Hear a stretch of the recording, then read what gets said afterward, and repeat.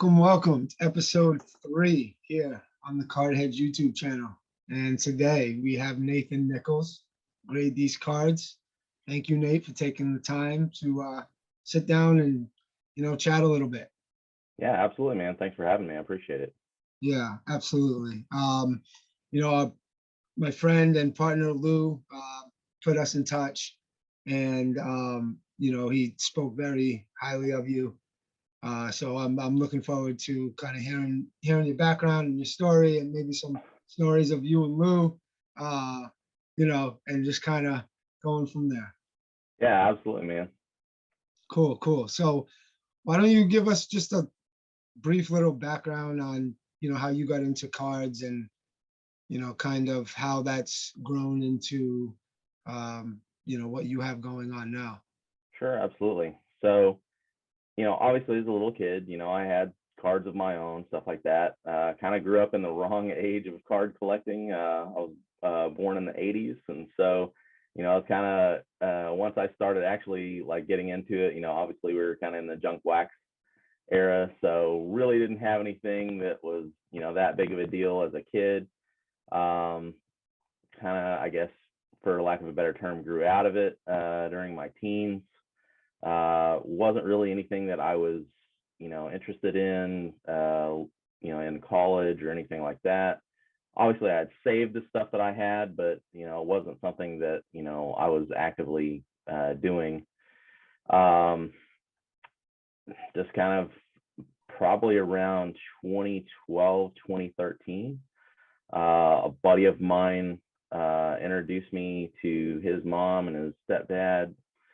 Met them, and a couple months later, that lady actually called me on the phone and was like, "Hey, can you come by my house? I've got all this stuff that my husband left. They had ended up getting divorced, and the guy just literally just completely walked away from everything that he had." And so she was like, "I don't want any of this stuff. I don't know anything about it." She's like, "You know more about sports than I do. Come over, take a look at it, and see if there's anything here that's, even worth messing with." So I'm like, okay. So I come over there, look at it, and, the first couple of things that I see are just some, like 80s and early 90s, like complete sets. And I'm like, I knew that stuff was just complete junk. Like there was nothing of any value there. So I was like, man, thinking in my head, like, man, why did you call me all the way out here? It's like a 30-40 minute drive from my place. I'm like, why did you call me all the way out here for this? And she's like, "Oh no, there's more stuff. There's, come around the corner." So I come around the corner and there's just like 5,000 count boxes stacked all the way to the ceiling. And I'm just like, oh my God. I'm like, that's insane. And so, oh, she's like, "This isn't it." We go out to the garage and there's like boxes of comic books, that are just stacked, like, 5 or 6, like 6-foot long comic book boxes. I mean, just this guy had everything. He had cards, comic books, die cast cars. I mean, just anything you could think of, this guy had. So she was like, "Listen, I don't want any of this stuff." She's like, "Get it out of my house. You take it, you sell it, you do all the work." She's like, "You keep 70% of whatever you sell it for. Give me the 30% and we'll call it even." So I'm like, okay, all right, I think I can probably do that. So basically I just spent the next couple months just kind of going through stuff, pulling out rookie cards of guys that I knew, were legit guys, like Peyton Manning, Tim Duncan, Kobe Bryant, guys like that. The guys that I knew were good guys. So I would just sit there watching TV and I would just go through and start pulling these cards out, whatever. So then, I had no experience in grading whatsoever. I didn't know what card grading was, didn't know what centering was, corners, edges, surface. I had no clue. Complete idiot when it comes to grading at that point. So I'm talking to people about, this collection that we have, and they're like, "Well, man, you got to get these cards graded." So I'm like, okay. So I'm like, where do I go to get these graded? And they're like, "Well, you can go to Beckett. They're here in Dallas." And I was aware of Beckett at that time, but more for the magazine and stuff like that. And I had been in the building, like I went to a JSA event there to get a couple things authenticated for autographs at that time, but I'd never contemplated grading cards or anything like that. So I had no clue. So I go to her and tell her like, hey, we've got to get these cards graded to like maximize the value. Do you want to do that? And she's like, yeah. So like, whatever it costs, just let me know. So at that time, I think they had a 45 business day service, which this is back when dinosaurs roamed the earth. And I think it was like, gosh, I want to say like $15 a card or something like that, which, everybody dreams about that now. Right. But yeah, so we submitted a bunch of cards for that service level, and that 45 business days seemed like it took forever.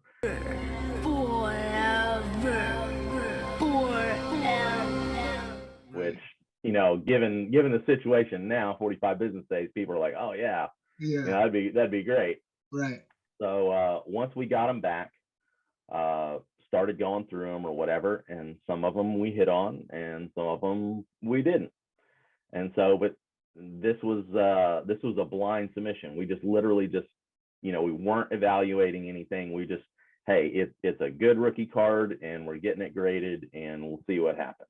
So once we got the stuff back, I started looking at it, and that's when I started kind of catching on to like, okay, this is what centering is, this is what corners are, this is what surface is, this is what edges, stuff like that. So I kind of got to learn about grading for free in terms of like doing it on someone else's dime and kind of seeing how things work. And so I just kept doing more research, and I'm selling the stuff, and so I'm starting to catch on. And so I kind of got into it without any financial risk from my standpoint.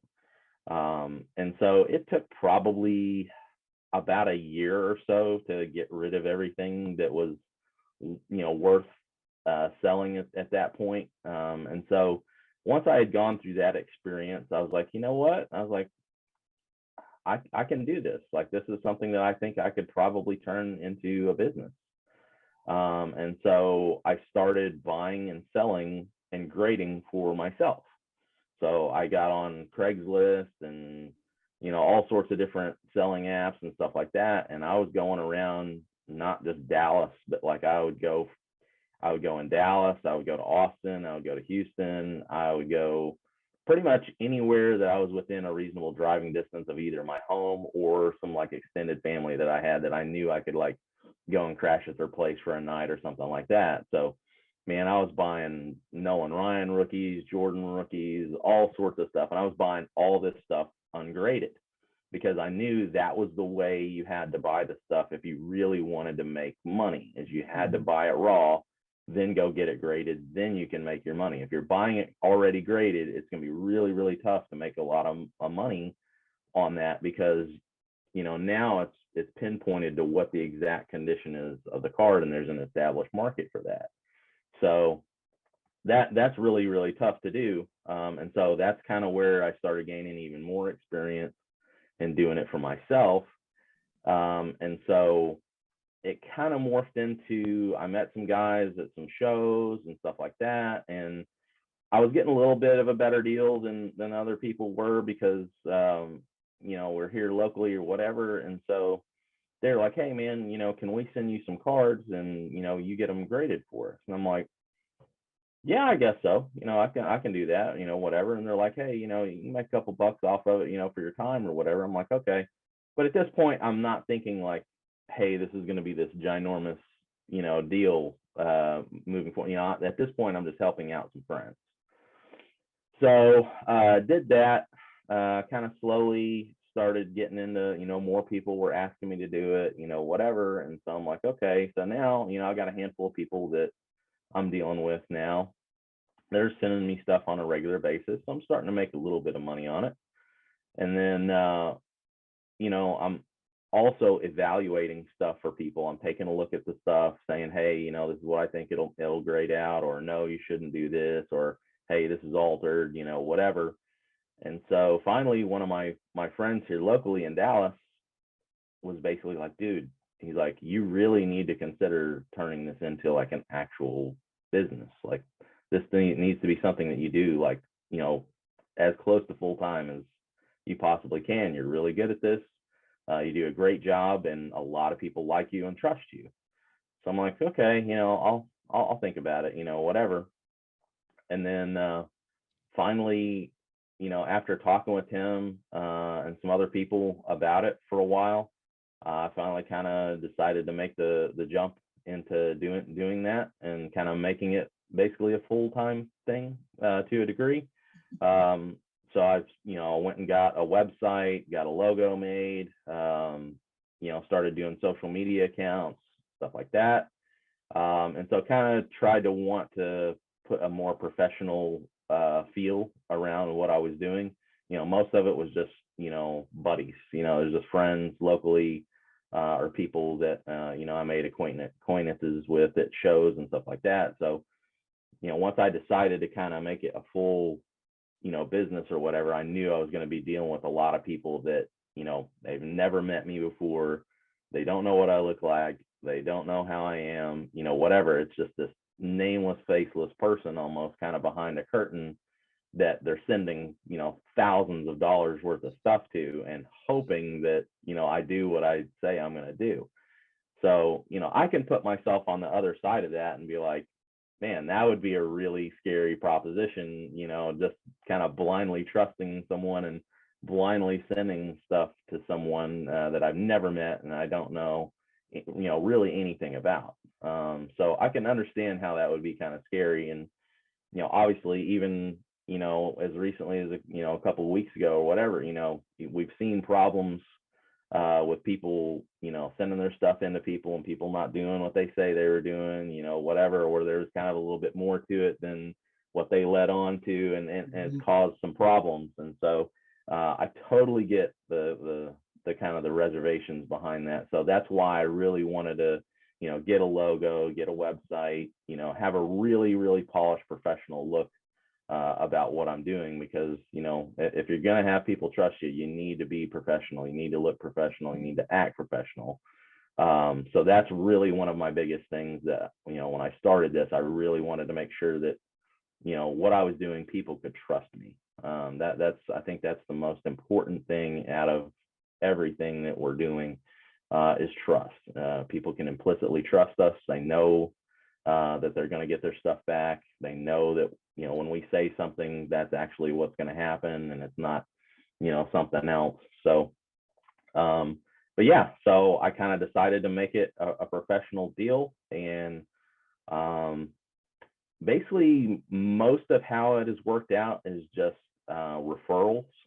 I found that to be kind of a really good way to do business, is if you've got somebody that, you have that you implicitly trust, you can feel comfortable in referring, that person to me to get their stuff done. And so that's kind of how it kind of morphed into what it is, this kind of big giant spider web of people, here. So it's just kind of morphed into what it is. So I know you had asked about Lou. So Lou and I met several years ago. We met through a friend of mine here locally, Mike Smith. He's a huge Brady collector, and he knew Lou. They had done a couple deals together, and so he called Lou, and I think Lou was needing some help grading some stuff, and he's like, "Hey man, you need to use my buddy Nate. He's here in Dallas. He's like right next to Beckett. He'll take care of everything that you need. Give him a call, whatever." So Lou gave me a call, reached out to me. We talked for about an hour on the phone. He had some crazy high-end cards that he was really needing to get done, and was just not happy with the service that he had been provided with some other people. And so he was kind of at a point to where he was like, "Man, I really need some help. Can you take care of this?" So I'm like, "Yeah, of course, man. We can take care of this for you." So he kind of sent us a first batch of cards. We got them done, got them knocked out. He was really happy with the turnaround and the service, and he was like, "Man, this is awesome." He's like, "I've got somebody that I can actually call and talk to and kind of bounce things off of and whatever." He's like, "Man, I really, really like this." And so we just kind of kept talking, kept grading, whatever. And finally he's like, "Hey man, let's actually meet up. Let's go hang out." And so funny thing is, we both live in the United States. And the first time that we actually met each other in person was in Canada. So we we had a mutual friend that was there in Canada, and so we decided to go to the Toronto Expo in Canada a couple years ago, and we both met there for the first time.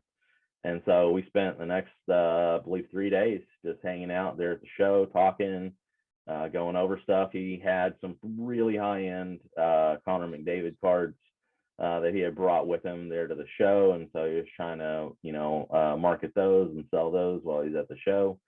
I believe probably the biggest one he had there, he had the McDavid 101 Exquisite shield. So that was, I think most of the Canadians there were a little incredulous over an American having that card. So they were doing everything they could to get it off of him, but I don't believe that anybody there was able to. I believe he sold it later after the show. But so yeah, we met in person there. Had been just doing business ever since. He actually came here to Dallas a couple weeks ago for the Dallas Card Show.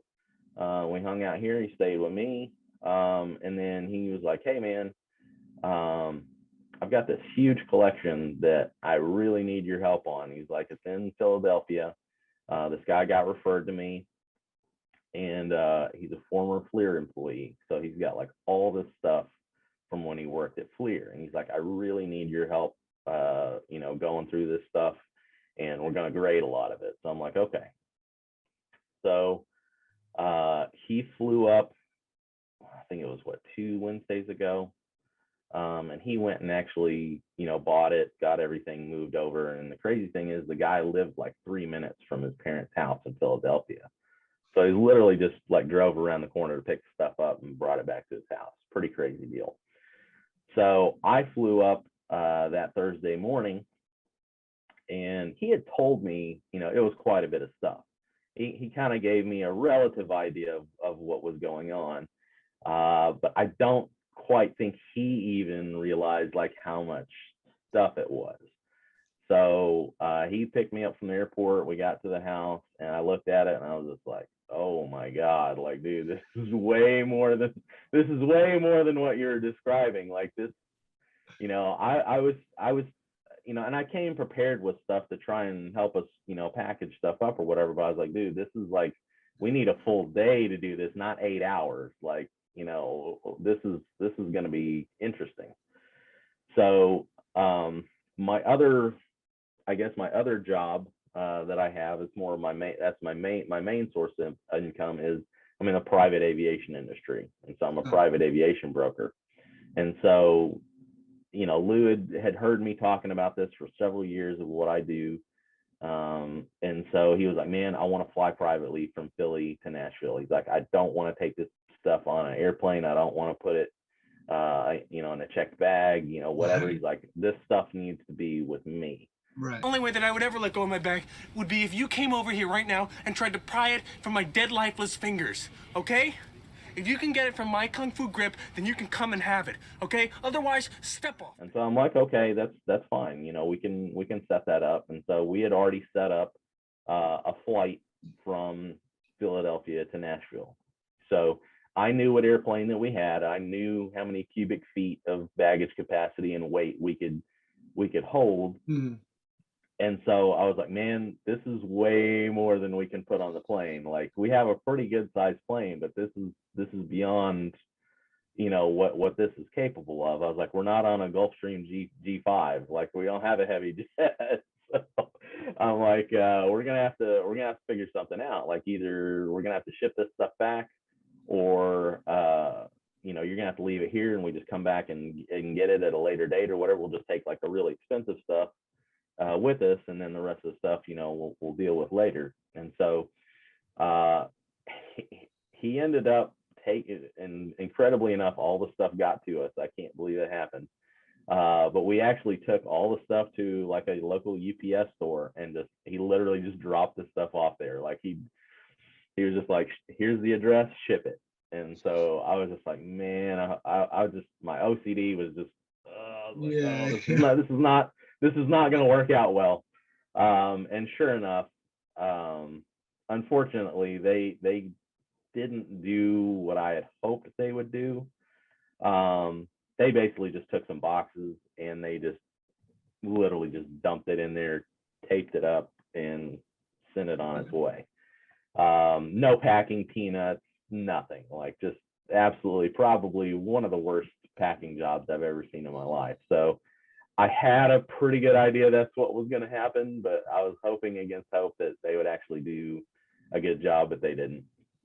And so we flew back from Philly to Nashville, and one of the funnier parts about the whole entire thing is, the whole Logan Paul incident had happened probably about 2 or so weeks before this.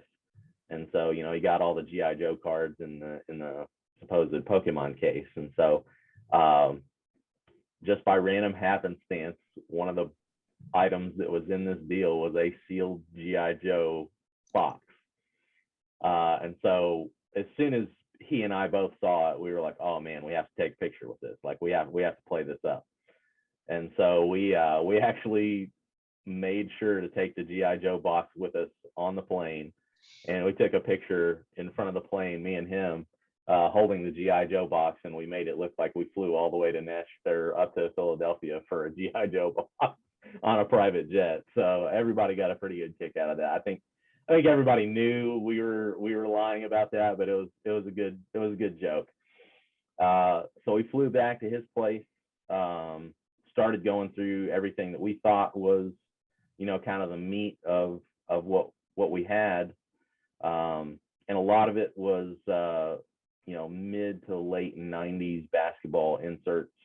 Pretty much everything you could think of was in there. And so we spent about a day going through that. Then all the stuff from UPS got there, and I think it was like, I can't remember, it was like eight or nine boxes of stuff, like big boxes. And so we just sat there and just opened up the boxes and started going through everything. And what we had before we thought was the meat of what we had, but when we actually started going through those boxes and the sealed sets, we didn't realize that probably more of the value was actually in those boxes that we shipped. We just didn't realize what the sets were because they weren't really like labeled all that great. And so until we actually started opening them up, we were like, oh my God, like, we can't believe what's inside of these. And they were just factory sets that were shrink wrapped. You basically had like the base set shrink wrap, the insert shrink wrap, all this stuff. This stuff's been sitting around for 25 plus years in these boxes just hanging out. Now, I don't think a lot of it was climate controlled. And so with that and them being shrink wrapped together and all that stuff, a lot of the stuff bricked. So basically it's stuck together because it's been compressed for so long. So a lot of the stuff that we were able to get out, some of it had some surface issues, but then there was some stuff that we couldn't save. Like, I tried everything that we possibly could to save some of the stuff, and it was just so stuck together that there was nothing that we could do. So, like, Lou and I are up at 1:30, 2 o'clock in the morning going through this stuff, and we pull out like a Star Power Supreme set, but it's completely bricked together. I mean, it's got every card in there, the Jordan, the Kobe, everybody.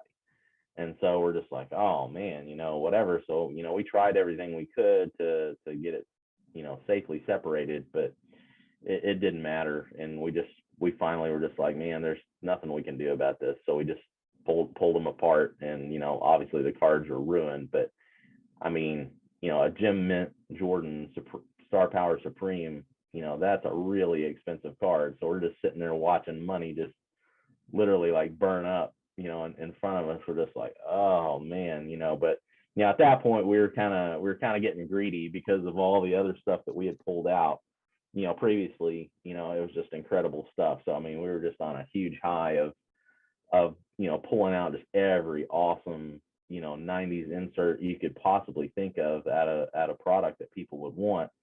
And it's kind of one of those things. We thought about it, and people get a high off of ripping wax. So like there was a lot of unopened wax that also came in the deal, and they're like, oh man, rip the wax.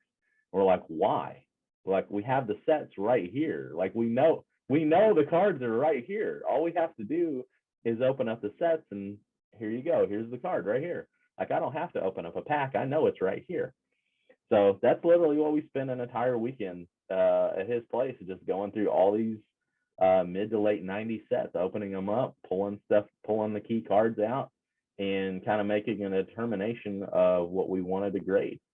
And so once we had that, I flew back here. We got them submitted, got them back in about a week or so. And so here in the past couple of days, I've been working on getting everything scanned for him. He's been making some posts on Instagram showing people the results. And then we kind of had some pretty crazy weather here the past couple of days in Dallas. I'm kind of snowed / iced in. Hopefully tomorrow we'll kind of get out of that. It'll melt off, and then we'll start working on getting that packed up and shipped out to him. And then I think a lot of that stuff he'll probably throw in his PWCC vault, and he'll kind of go from there. So, but yeah, Lou and I have an awesome relationship. Great guy to deal with in the industry. I can't think of another person that I would rather deal with. The guy's been totally awesome, 100% transparent, and everything he wants to do with both me and the people that he buys from or sells from. A lot of people, I think, maybe have a misconception about him because he's always posting all this crazy stuff, so people probably kind of pigeonhole him with other people that they've seen that have similar cards. And I think once you actually meet him in person, you kind of find out that this guy's he's just an every guy. He's just a normal guy. There's nothing crazy about him. He's not a pretentious person. He's a really, really cool dude. I mean, he's the guy that you can go and hang out with at the bar and have some drinks and watch football with and all that stuff. He's not a stuck-up guy by any means. So I think people should do a little bit better job of getting to know him, because he's a really good dude. He can really help a lot of people out, and he's got great taste in cards. I mean, he really has done a really good job at buying some really, really cool stuff. So I definitely would not be where I'm at right now had I not been introduced to him and met him and had the relationship that I've had with him. So definitely a good dude to be around for sure. Yeah, for sure. So there's a lot there. A couple questions in that. So going back a decade to when that lady called you. Yep. Between then and going through that process, you said it took about like a year to get all of that, straightened out. Yep. And then you talked about the point where some of your friends were like, hey, Nate, like you should kind of do this, Right. What was the time frame between that lady calling you and you officially, getting to that point where you're like, you know what, I'm going to do a logo, I'm going to do this professionally. And what did that look like briefly, I would say it was probably about a year, maybe year and a half, somewhere in there. Like I said, I was talking with my buddy Mike here. I was grading for him, and he was just like, man, he's like, you really need to turn this into a business. Like, this is really something that I think you could really make some money on and doing. You're really good at this. And at first, I kind of blew him off. I was just like, whatever, man. I'm not gonna do that. I don't want to deal with that. And so he kind of kept pushing me a little bit, and he's like, dude, he's like, I'll help you. He's like, I've got a guy that can do logos. I got a guy that can do website, whatever. He's like, it won't be that much money. He's like, I really think you should do this. And I'm just like, okay, all right, man, I'll think about it. And then I kind of thought about it, and I was like, all right, man. I was like, let's do this. So he's like, okay. So he set me up, got me with his guy, did the logo, did the website, whatever. And so once it was done, I was like, well, I guess I'm doing this. So I just, like I said, I just kind of, I went back to the guys that I was doing it for, and I said, hey man, I'm kind of turning this into a business. So, if you've got other people that that are looking for similar services, let them know that I'm available and I can help them out. And like I said, it just kind of morphed into, what it is now. That person told 5 people, and they came to me, and then those people talked to 5 people, whatever, and it just kind of spread. And so, at first, I had people telling me like, man, you're going to be submitting like, thousands of cards every month or whatever. And I was like, dude, there's no way, I'm going to be submitting thousands of cards a month. You're crazy, and then a year later, boom, that's what I'm doing. And so, Yeah, so that's actually, yeah. I was going to be my next question is, you've built it now to the point where how many cards are you bringing in weekly now on average?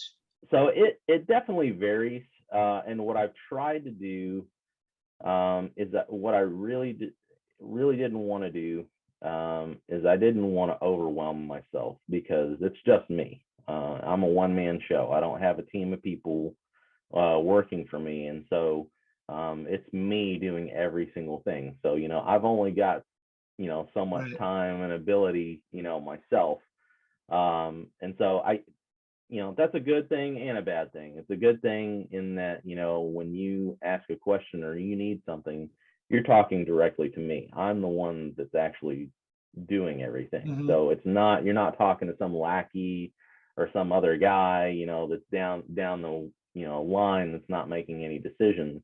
You're talking to the decision maker. So, that's a good thing. But like I said, there's only one of me.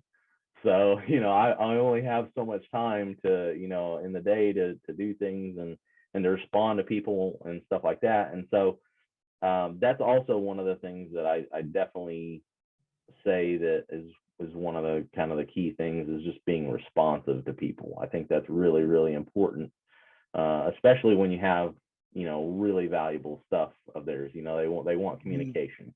And I know some people are better than others at that.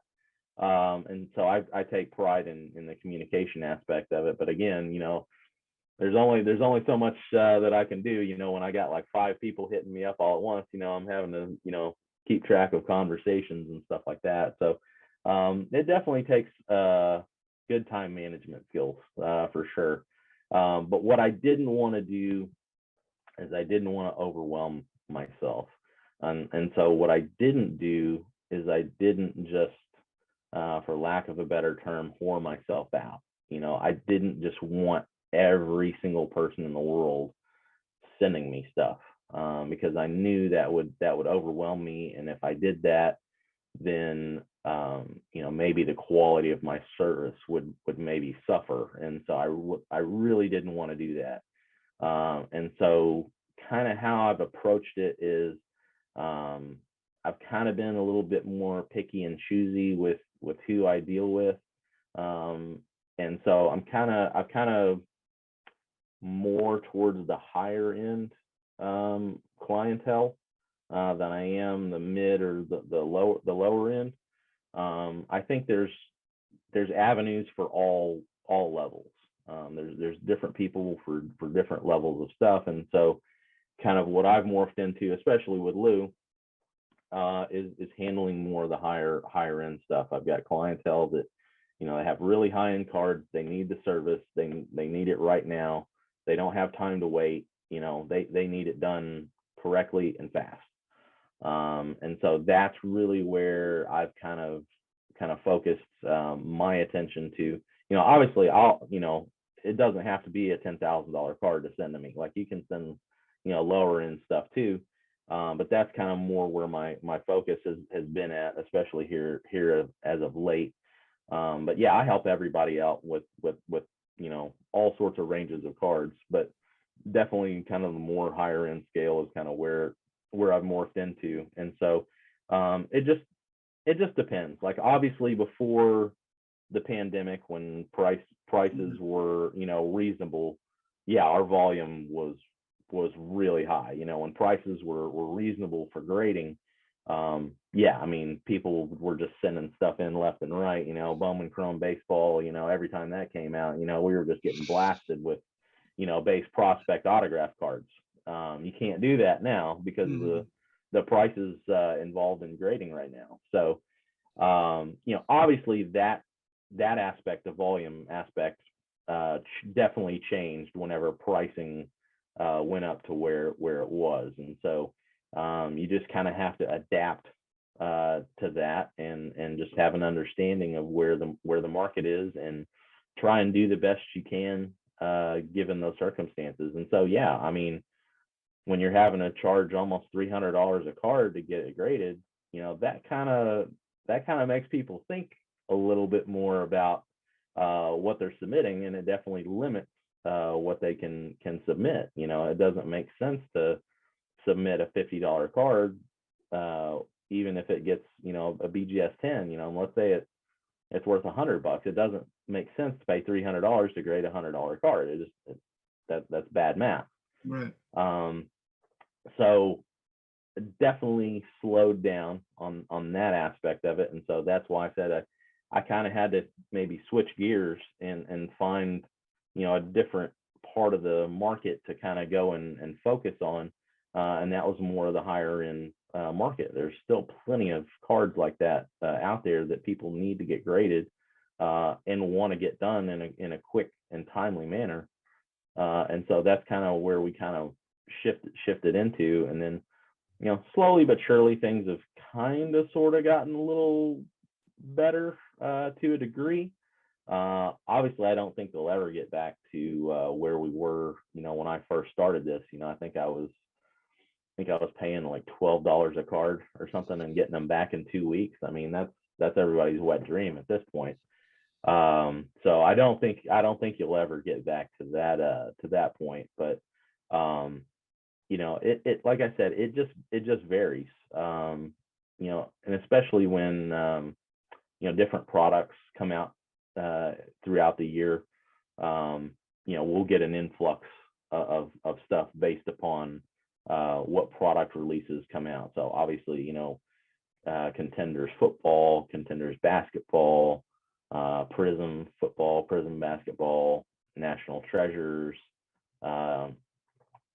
Flawless. So like Flawless basketball just came out. So we had some local customers went crazy and went and bought a bunch of Flawless boxes, and so they wanted their hits graded. They opened them up, saw what they had, and basically within about a day they were like, hey, here you go, let's get them done. So Yeah. I think from product release to us having them back in their hands is probably maybe 2 days, something like that.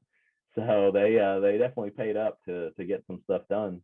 But I mean, that's what we have. I mean, we have clients that, you know, they don't want to wait. They're willing to pay the premium to get the stuff back, and that's the service that we provide. I mean, if you really have something that justifies the cost, we can have it done the same day that we get it in hand. We can have it graded and shipped back out the same day. So basically, if you overnight us the card, we get it the next day. We'll have it done, graded, and back in whatever service that you want, FedEx or USPS, overnighted back to you. So basically, you're going to be without the card for maybe 36 to 48 hours at the most.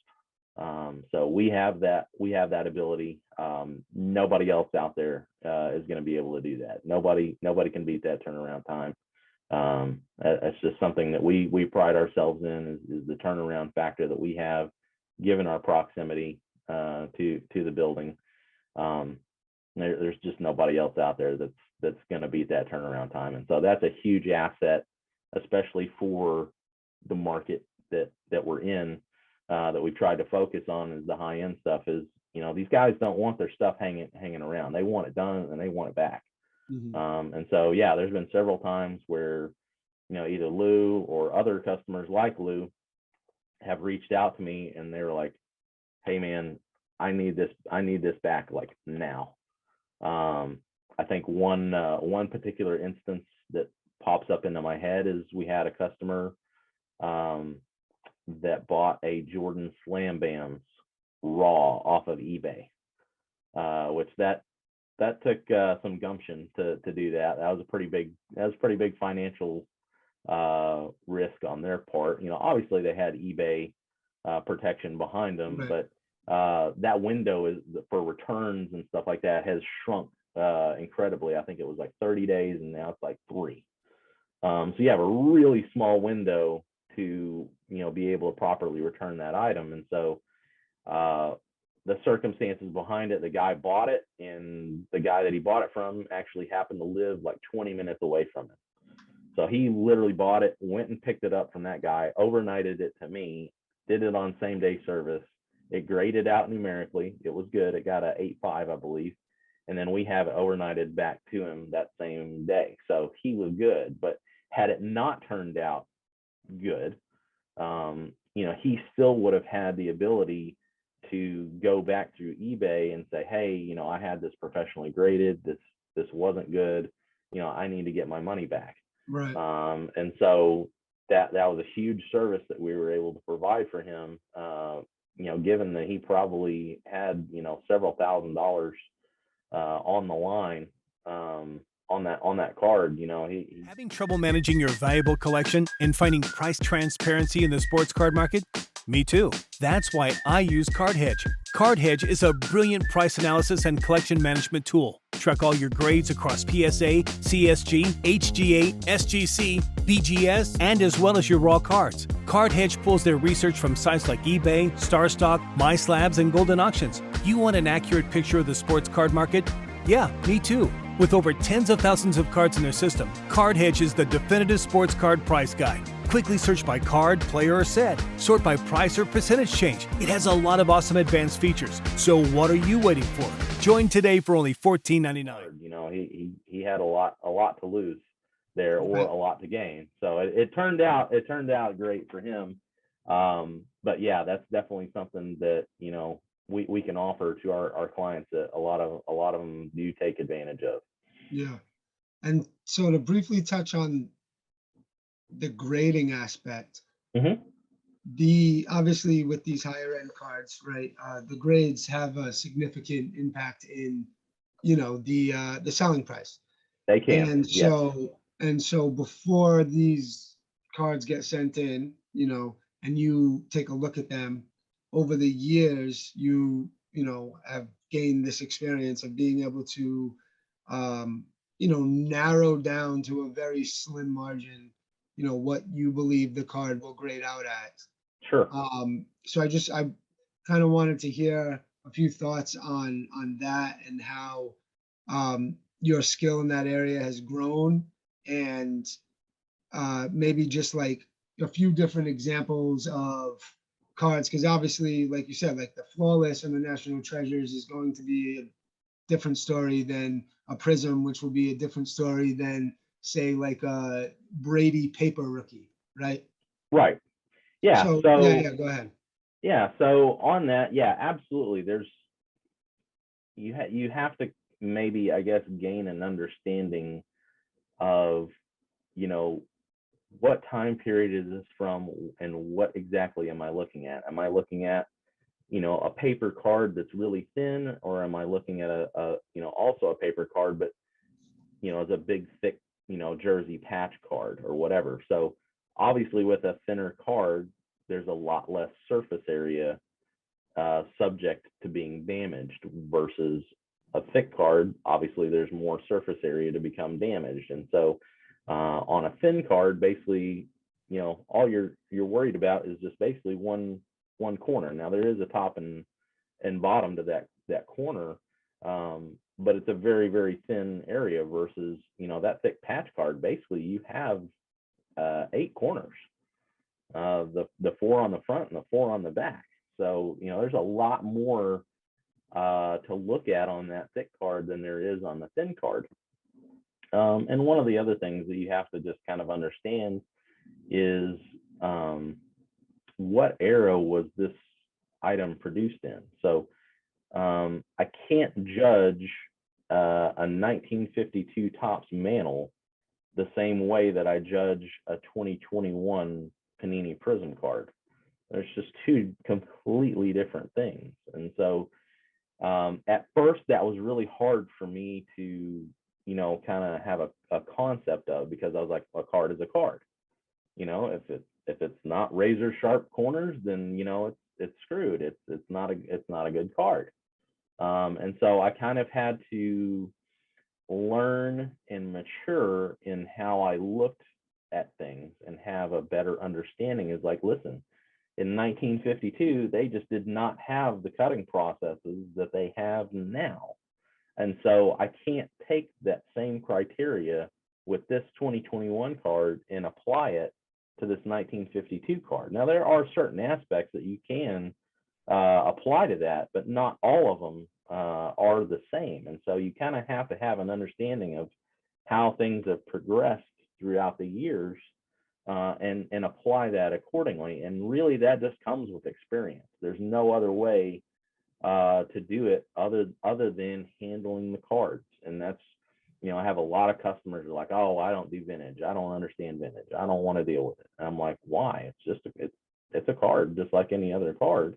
It's just, you have to have the experience with it. And so what I suggest to my customers is, if they ever want to get into vintage or something that they don't understand, is just go buy something that's really cheap. That if you tear it up or you do anything to it, it doesn't matter. Go buy a 1952 Topps Common that is $1 to $5, and if it gets chewed up, torn up, whatever, it doesn't matter. But at least you have the experience of handling the card, seeing the card, feeling the card, smelling the card. There's all sorts of things that come into play when trying to properly identify something as if it's real or not. And without doing that, without having it in your hand, there's no way for you to know. Just looking at a picture really doesn't do a whole lot for you. And I kind of use the example of, the Secret Service. When they're trying to train people to spot counterfeit money, they don't sit there and look at counterfeit money. They look at real money. They look at real $100 bills, and then they go and notice the differences of what this is real, this is not real. They know the nuances of what's real, and if this doesn't match these nuances, this is fake. The same thing can be applied to cards. Is there's going to be certain attributes to certain cards that, as long as you go through all those steps and every single one of those steps lines up, you should be fine. If one of those steps doesn't line up, it's not good. It's you pass. You just have to pass. And that's why, I've been able to go out and buy so many 86 Fleer Jordan rookies. When I was out buying actively for myself, which I don't do as much now because I don't have as much time, I was going out and buying tons of 86 Fleer Jordan rookies. I was buying them left and right. I was buying those. I was buying 84 Star Jordans, and all this stuff was raw, 100% of it. None of it was graded. But I knew the steps that I needed to go through to protect myself, to make sure that I knew the card was legitimate. And having gone through those steps, hundreds of thousands of times, I know for sure everything's good every single time I buy one of those cards. But every single time I look at one, whether I'm buying it, whether someone else is buying it, or even if it's graded, I still go through those same processes and make sure, hey, before I look at anything else, condition-wise, anything else, is this real? Is it a legitimate card? And once I go through all the steps and I know it's good, then we can go and look at, centering and surface and corners and all this stuff. But let's make sure that, what we have here is actually what we believe we have here. And so, a specific instance of that is, one of my local friends and customers, Mike, he bought a vintage deal sight unseen online and basically had it sent to me. And one of the cards was a 52 tops mantle. And he was like, man, I need to know if this thing's real. I'm like, okay. So I got it in the mail, looked at it, went through all the proper steps that I needed to go through to make sure it was a legitimate card. And sure enough, it was a legitimate card. And I called him. I said, hey, man, you're good to go. And so obviously he wanted that one graded pretty fast.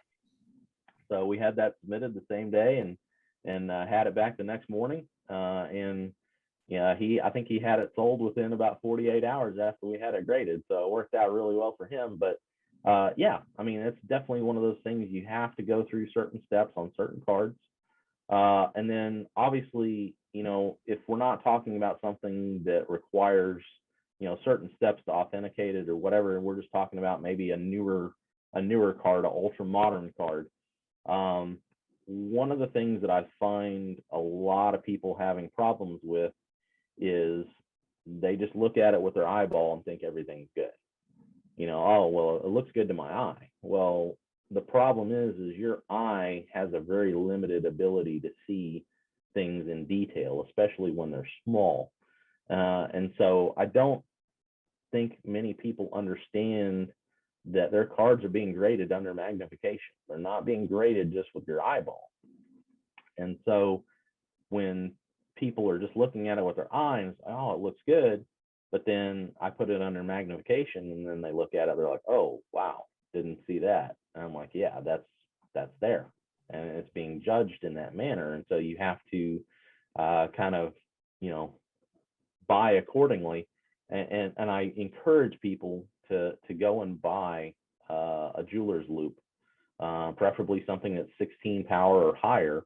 And they need to use that whenever they're going and buying cards that are raw, especially on the higher end scale. Because if you've got a really high end card and it's not already graded, chances are there's probably a reason why it's not already graded. It was either already graded and didn't grade out very well, or the person that's selling it knows that it's not going to grade out, and that's why they haven't graded it and they're trying to sell it. I'm not saying that's 100% the case all the time, but most of the time that's usually what I've run into. Another thing is autographs. That's been the biggest problem I've had to deal with here in probably the past, I don't know, at least 6 to 8 months, is autograph grades. A lot of guys are having they can't get it in their head that just because it looks good to your eye doesn't mean that it is good. And this is where I really, really encourage people to look at stuff under magnification. And this actually happened here at the last Dallas show. I had a customer that bought a 2009 Contenders Curry rookie ticket. Okay, and those are notorious for having really bad autograph grades. Not a lot of 10s on the autograph grade. I think there's like 4 10s in BGS on the autograph grade. Everything else is 9 or below. And so a guy bought one raw and had it raw card reviewed there at the show. And I think it got a 9 on the autograph, either an 8 or a 9. I can't remember which one of the two. And he was throwing a fit about oh man, this looks good, whatever. And I'm like, let me look at it. And so obviously I put it under magnification, and then there's a ton of bubbling in the autograph. And I said, dude, it's correct. Like it's not a perfect autograph. And he's like, I don't understand. And so I said, I'll show you. And so I gave him my loop, showed him how to use it. And I said, bring it into focus and start looking at it. And as soon as he brought it into focus and saw all the bubbling, he was like, oh, okay, now I understand, what you're saying and why this got what it got. And so I think a lot of guys just don't have the knowledge and experience that they need to have an understanding of what they're looking at and why they're getting the grades. That they just look at it with their eye, and obviously it's their card too, so they're kind of biased in that sense. Is like, oh, it's mine, it should be perfect. Whereas if they were evaluating it and with someone else's card, oh man, well, it's got this, and this. So it's kind of one of those things I have to kind of, break through that barrier that people have, because it's their card, and I have to properly explain to them, hey, this is why you didn't get this, or this is why you didn't, or this is why you won't get this grade, is because of this. And that's probably been the biggest issue I've had, probably, like I said, within the past 6 to 8 months on certain cards, is guys have gotten some autograph grades that they didn't expect. And I was like, man, I get it. It looks good from the eyeball, but when you actually go and properly evaluate it based upon the criteria that's listed on their website, it doesn't meet the 10 criteria. It's a 9 or it's an 8 or whatever. And I said, I get it. That doesn't mean, and that I think that's the other thing that really needs to change in the industry, is people need to have an understanding of what I just talked about, and also mature in the fact that a card's not ruined because it doesn't have a 10 on the autograph. Okay, it's not a bad card. You don't need to send it to PSA and not grade the autograph and all this stuff, trying to hide the fact that it's not a perfect card. It's okay to not have a perfect card.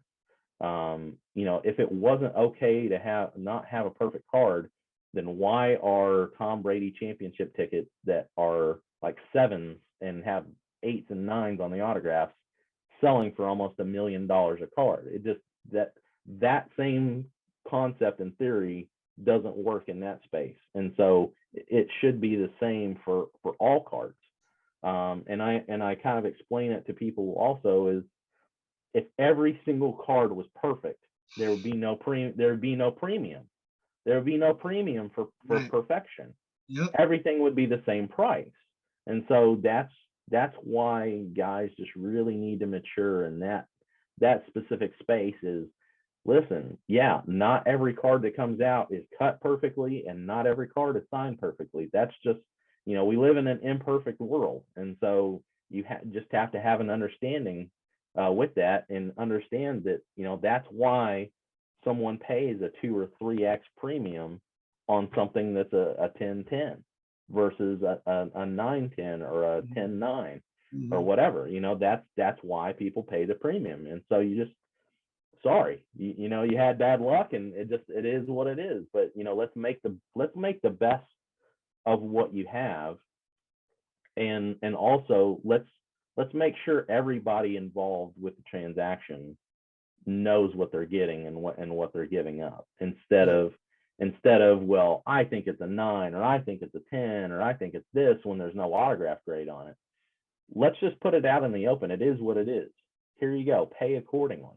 And I kind of tell people too, is like, even if you let's say you take it and you go submit it with PSA and you don't put the autograph grade on it, more than likely the person that's buying that card is gonna know there's a reason why there's not an autograph grade on this card, and they're probably going to pay accordingly. Because why would you go and spend all that money and all that time and all that effort to not put the autograph grade on the card when it's already there and they could do it while it's there? This doesn't make sense.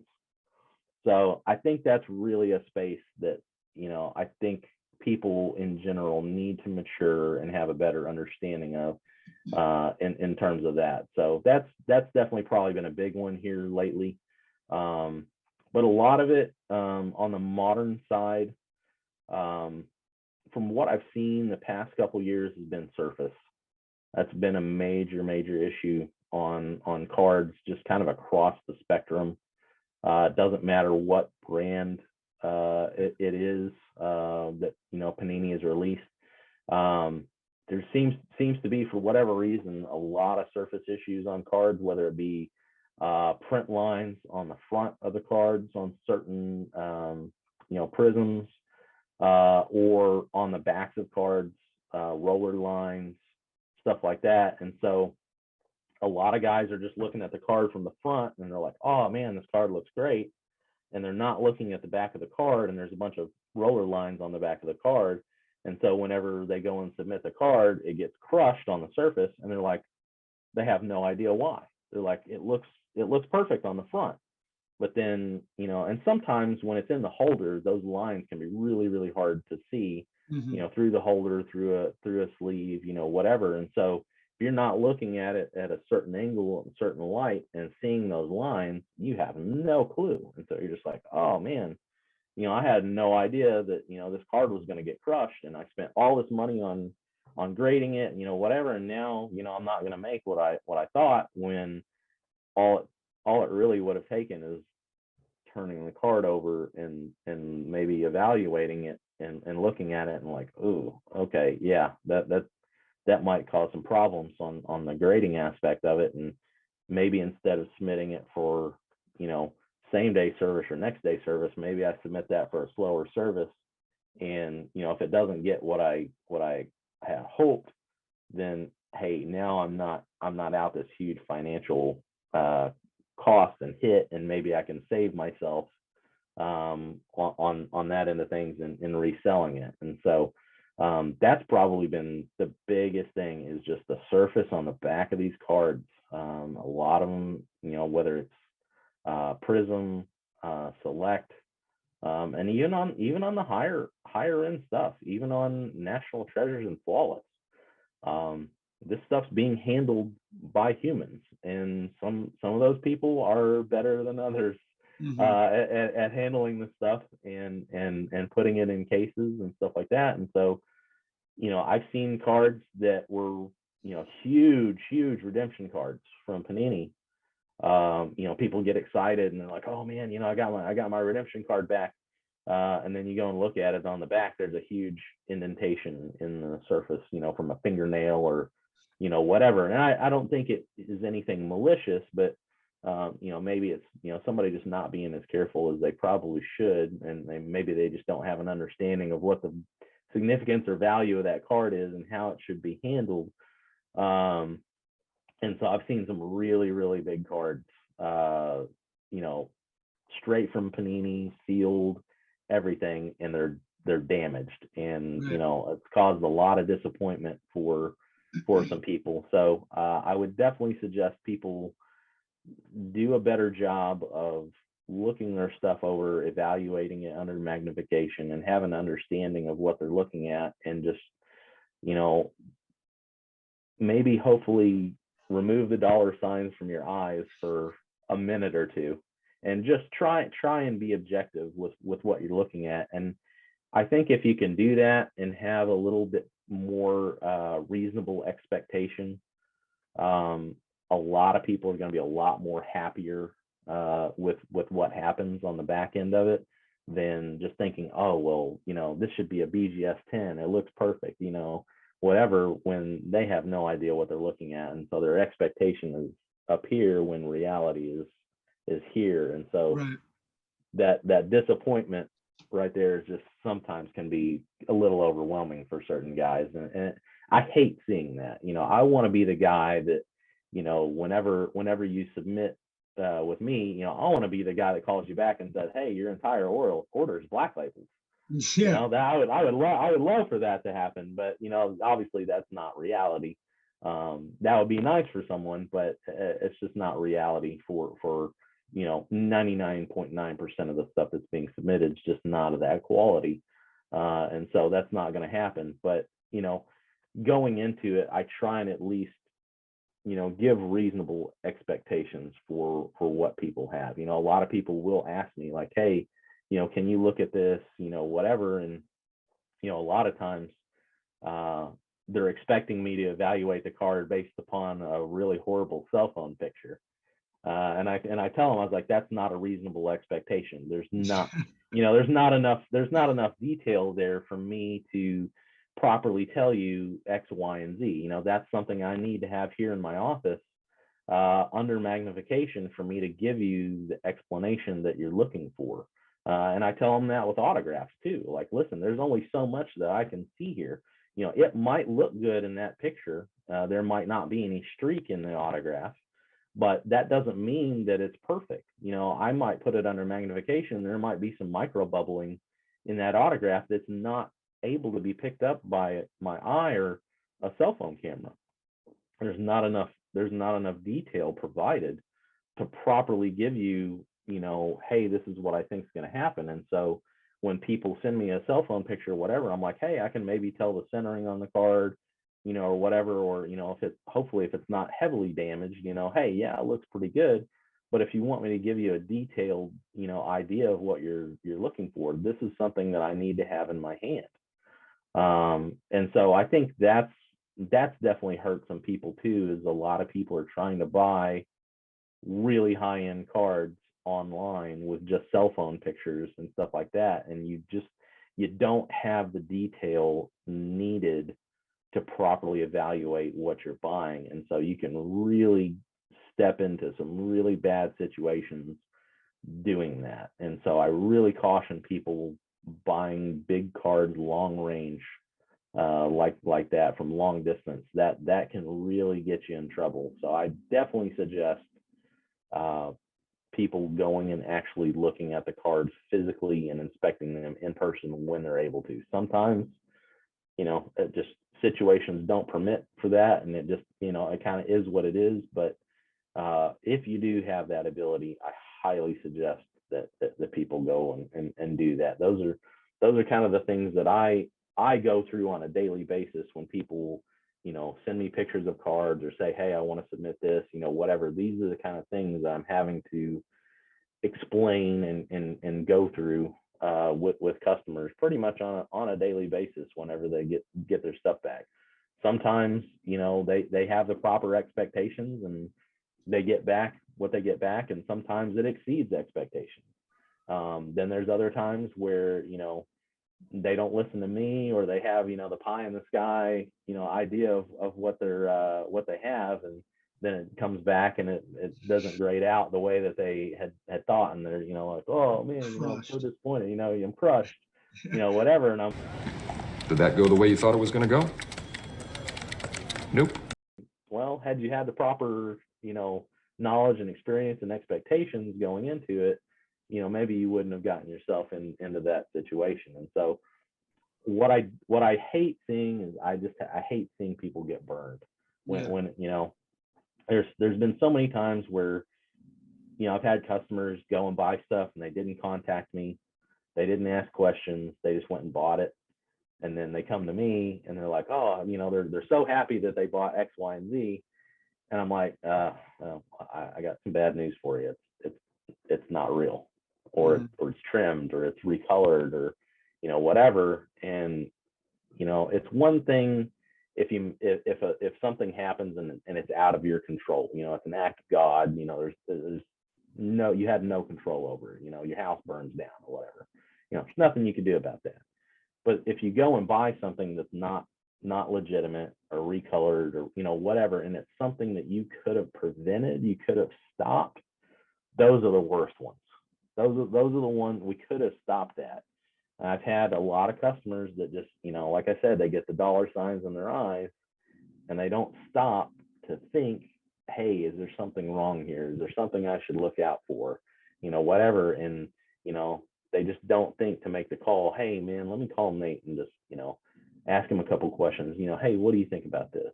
Have you seen this before? What is your opinion on this? And so, but I do have customers that do that and reach out, and I've saved them from making some really, really massive mistakes on some stuff. And obviously they're pretty appreciative of that. But then there are some people that, they just didn't think about it or whatever. Like I said, they had the dollar signs in their eyes and they weren't thinking properly, and they go and make a really bad decision. And then they come to me, and then now they're looking for me to basically bail them out of a bad situation. So, I can try and, help them mitigate it in certain circumstances. But, oftentimes there's really just, there's nothing you can do. And it's just like, man, I'm sorry. I wish you would have contacted me beforehand, and maybe I could have prevented you from doing that. But, now there's really nothing we can do. I'm sorry.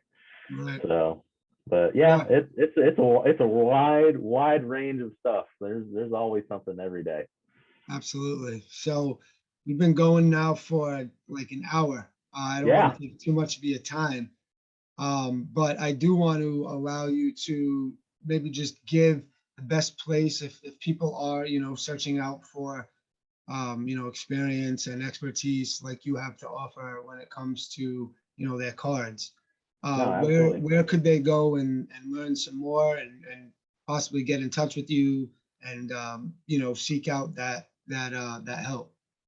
Yeah, absolutely. So we have several places that you can reach out to us. You can reach out to us. Probably our most popular one right now, I would say, is our Instagram page. So you can reach us at Grade These Cards, all one word. We also have a Facebook page, same thing, facebook.com/Grade These Cards. Or you can go to our website, gradethesecards.com. We have a contact section on there that you can fill out and contact us. We'll get back with you that way as well. But usually the best ways to get a hold of us is either on Instagram or Facebook through the chat feature that's on both of those. That comes directly to my cell phone. So like I said, I'm the man. When you contact me, you're on there. You're talking right to me. I'll be sitting here either at my desktop if I'm here in my home office, or if I'm out and about, I'll be on my phone. We're extremely responsive. We try and get back with everybody as quickly as possible to give them the best answers as possible. And like I said, whatever questions you might have, whether it be, what our services are, turnaround times, pricing, stuff like that, we can discuss that on there. If you have questions about your cards, any of the processes, whatever it may be, we definitely want to be a resource for everyone out there and help them get their cards graded as quickly as possible, have the most reasonable expectations for what's going to happen, and also try and prevent people from making mistakes if we can. That's the biggest thing is we really just don't want to see anybody get burned. We've seen just too many instances of that throughout the industry, whether it be fake cards, fake autographs, fake packs, boxes, cases, all this stuff. Anytime there's a place to make money, there's going to be nefarious people. I mean, that's not exclusive to the card industry. That's everywhere. That's in art, that's in cars, everything. So it's one of those things we hate seeing that. And so we really want to do everything we can to help people prevent them from making mistakes if we can. But also, like I said, we'll try and help you out and answer any questions that you have and try and give you the best experience that you possibly can. This shouldn't be a burden. It really shouldn't. But unfortunately, some of the companies, they just don't have the resources available and the people available to make it the proper process that it should be. And so that's kind of where we come in, is we can kind of do the things that maybe they're just not able to do on the level that we are, and kind of make the experience a little bit better for the customer. And that way they have a good experience, they enjoy it, the industry grows, and everyone's happy and everyone wins. That's really where the experience should be, is everybody should feel like they got some kind of value out of the situation. And so that's really our main goal right there. Awesome. And I'll make sure to link down, your website and Instagram and Facebook down in the description so that people can easily, migrate over to your sites if they need you. But Absolutely. thank you again, Nathan, for this time, for sharing, all of that. I learned a lot listening to you explain all the grading, and I'm sure that the viewers will also feel the same way. So thank you. All right. Thanks, man. I appreciate you having me on. Awesome. Yes. And thank everybody for stopping by and checking this out, and we'll see you soon.